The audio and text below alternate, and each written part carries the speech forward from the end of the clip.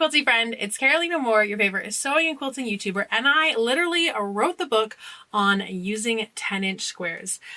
This is my best-selling book, 10-inch square quilt block book, and I have over 42 different patterns in this book, and every single one uses a single stack of 10-inch squares. But there are so many different ways that we can use our favorite 10-inch pre-cut, and there is this pad, this paper pad called Cake Mix. And if you've never seen it before, it is they call it a recipe, and it's like baby foundation paper piecing, and you need 2 stacks of 10-inch squares. So you want one that it has some like fun contrast and color. I have this 10-inch square. This is Art Gallery Fabrics Maven by Maureen Cracknell. I'm going to open this up.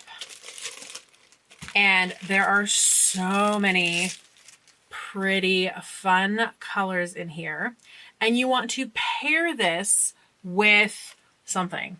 You want to pair it with really a neutral. So you can find like solid colored 10-inch squares, but these are fun because they aren't solid, but they're super neutral. This one is a low volume. It's called Soften the Volume. And I've had this one for a couple years. So this is an older collection. You might still be able to find it there. It's a good one. I've been saving it, but I think I'm going to use this one today.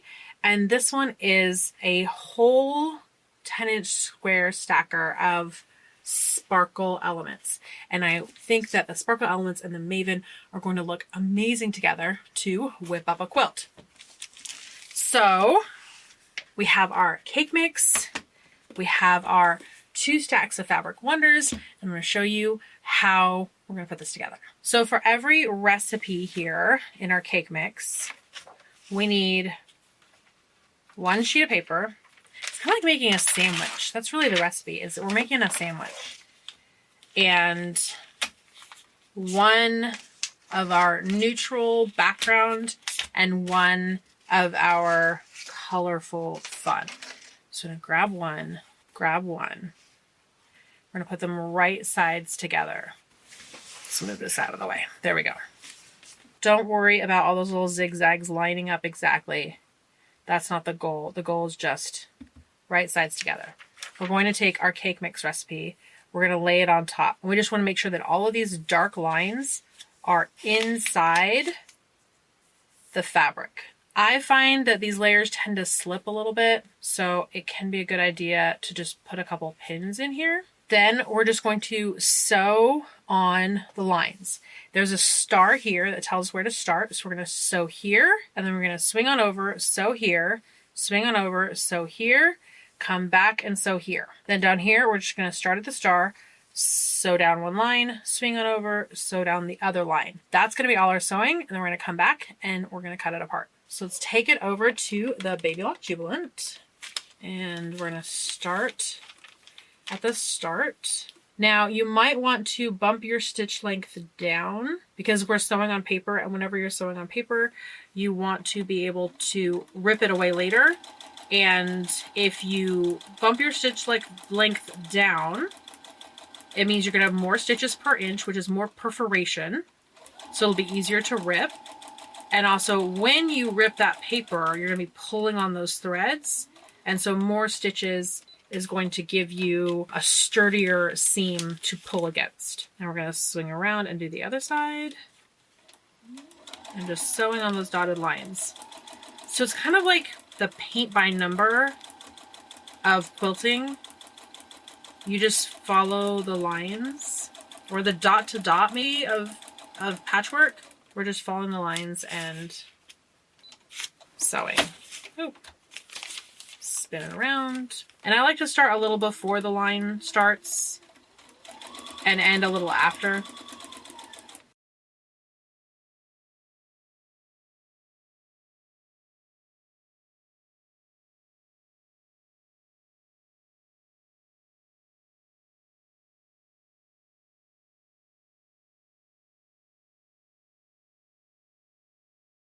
Now let's grab a rotary cutter and a ruler, and we'll be able to cut up our units. All right, I have my favorite ruler, which is the Creative Grids Quick Trim Ruler. It's just the perfect size, especially for projects like this. And we're going to cut on the lines. And the first line we want to do is one of these sets of lines that goes through the middle that cuts the half square triangles and what's going to end up being 4 patches apart. So cut, and now we're cutting on all the solid lines. I think it's easier to cut around and then cut through. I feel like it's most efficient.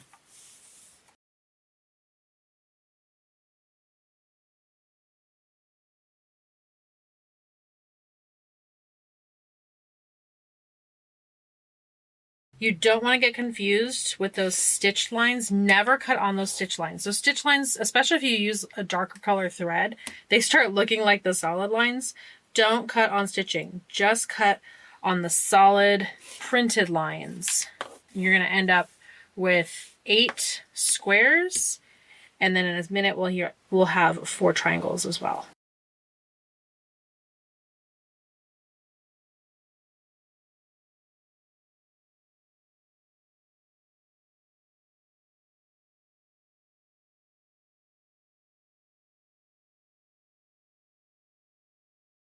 All right, this part is scrap.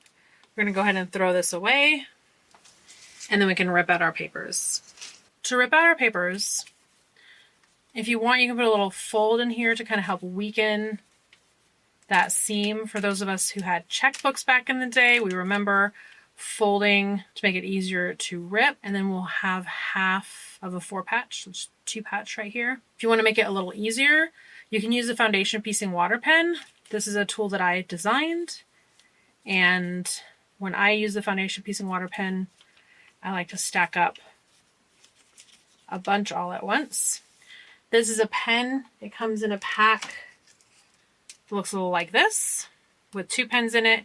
You open it up, you put some water in the barrel, close it back up, and then you can take your pen and just run it on these seams, and that water weakens the fiber of the papers. And I do a bunch at a time because it just gives it time to soak in, and that water will weaken the fiber of the papers. And now when I go to rip, it rips so easily. I find that I don't even need to shorten my stitch length anymore if I know I'm going to use the foundation piecing water pen. And it doesn't soak your project. You're not getting your whole project wet and having to wait for it to dry, or then pressing it and finding out that it shrinks because of the heat and the water. It's just so easy to rip out all these papers this way. And once you use the foundation piecing water pen, you'll never want to not use it ever again. All right, we're going to do the same thing with the half square triangles and rip these papers out. And then it's going to be time to press these units.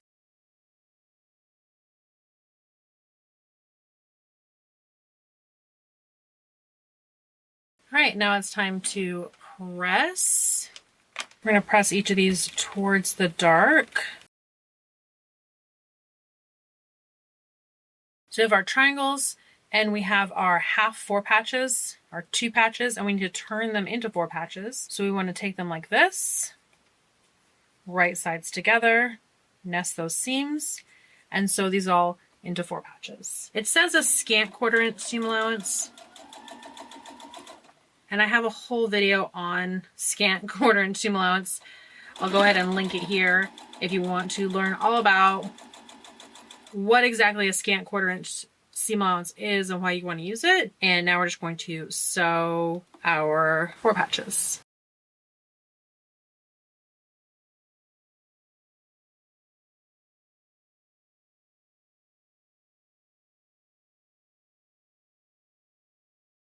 To press these, we are going to spin our seams. There we go.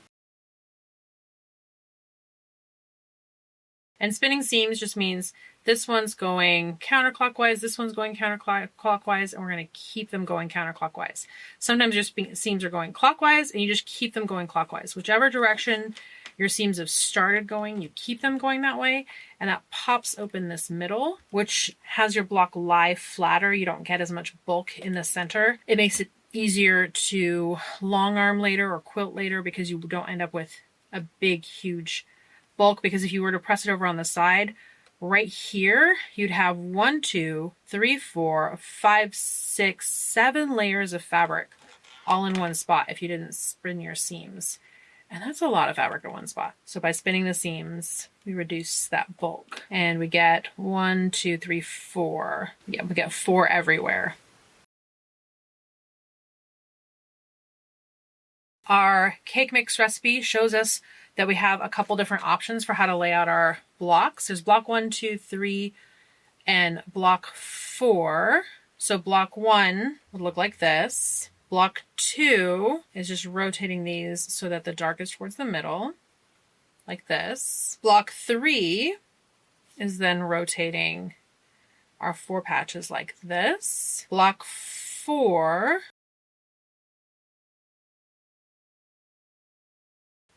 here. See if I can get these both to fit on here, mostly. More or less like this. Depending on what you were doing, you could also spin these two to have like a more of a checkerboard pattern, but it says that block 4 is these two. So each of these blocks will finish up at 7 inches by 7 inches. You can decide how you want to set your blocks, just in a grid pattern or on point, which is also an option. So this setting, it takes 81 7-inch blocks, which is 42 recipe cards. There are 44 recipe cards in here, so that'll give you 2 extras just in case you make a mistake.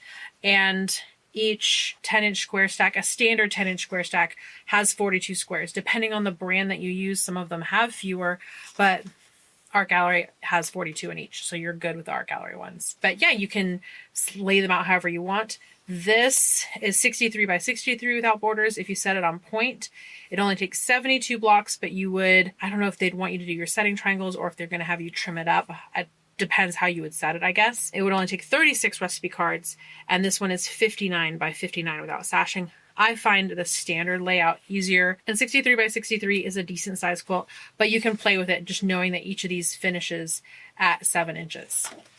I think this block is super cute. I'd love to whip up a bunch of this block. Let's make 2 with what we have here from our one cake mix recipe. So we need 2 half square triangles and 2 4 patches. And my half square triangles, they have the dog ears on them.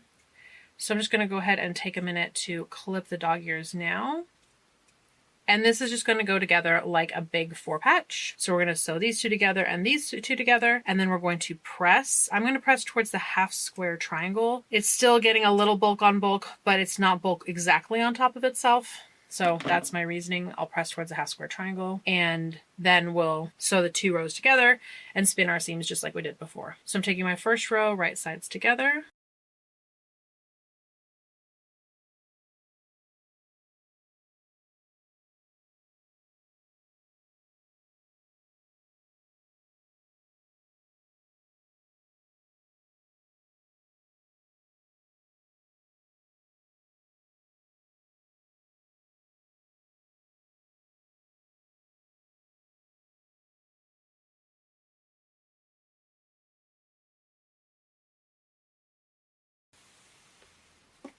All right, let's see how we did.